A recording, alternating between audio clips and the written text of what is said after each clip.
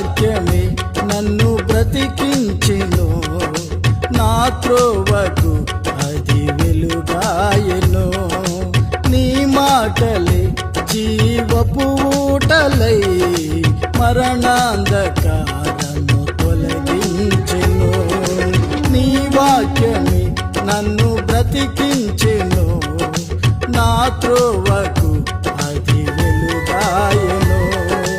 నీ మాటలే జీవపు